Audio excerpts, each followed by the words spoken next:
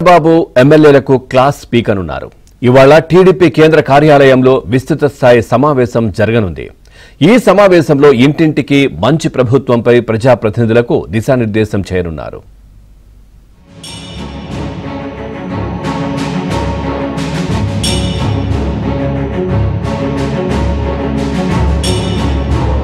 ఇసుక, మద్యం, గనులు వైసీపీ ప్రభుత్వంలో అడ్డగోలు అక్రమాలకు గురయ్యాయి. దీంతో వీటి నిర్వహణలో అప్రమత్తంగా ఉండాలని అధికారులను, వాటి జోలికి పోవద్దని టీడీపీ ఎమ్మెల్యేలను అధినేత చంద్రబాబు హెచ్చరిస్తూనే ఉన్నారు. దీంతో ఎమ్మెల్యేలు చాలా వరకు దారికి వచ్చినా కొందరు మాత్రం కట్టు తప్పుతున్నారు. పార్టీకి, ప్రభుత్వానికి తలనొప్పులు తెచ్చిపెడుతున్నారు.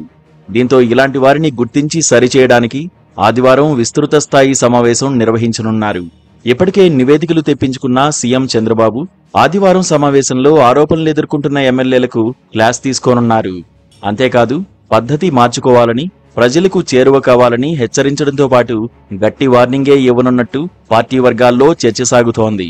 ఏడాది పాలన పూర్తి చేసుకున్న దరిమిల ప్రజల్లో సానుకూల దృక్పథం పెంచే విధానాలపై వారికి దిశానిర్దేశం చేయనున్నారు.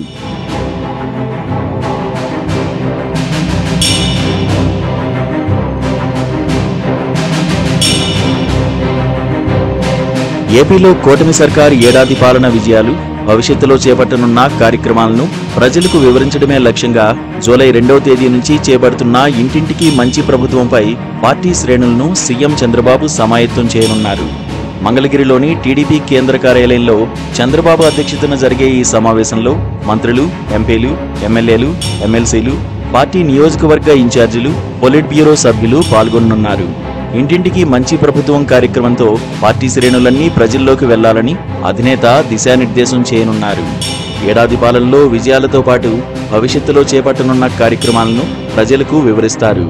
అదేవిధంగా ప్రతిపక్షం వైసీపీ నేతల అరాచకాలను కూడా ప్రజలకు వివరించనున్నారు.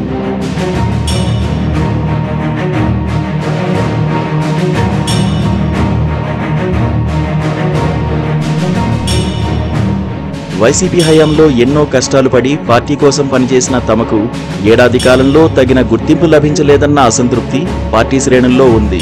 ఈ విషయంపై అధిష్టానం ఇప్పటికే దృష్టి సారించింది. వైసీపీ హయాంలో దాడులకు గురై ఇబ్బందులు పడిన నాయకులు, కార్యకర్తల్లో చాలా మందికి ఇప్పటికే ఏదో ఒక రకంగా చేయూతనిచ్చారు.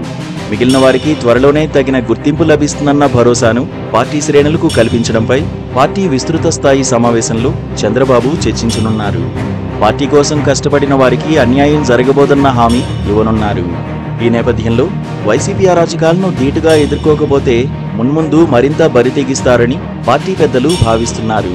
ప్రజల్లోకి వెళ్లి అధికార పక్షం చేస్తున్న తప్పులను వివరించడం వరకు అభ్యంతరం లేదని, కానీ సంఘ విద్రోహ శక్తులను కూడగడుతూ శాంతి భద్రతలకు విఘాతం కలిగించడం సరైన విధానం కాదని అంటున్నారు. దీంతో వైసీపీ అరాచకాలకు చెక్ పెట్టే అంశంపై విస్తృత స్థాయి సమావేశంలో చర్చించనున్నారు.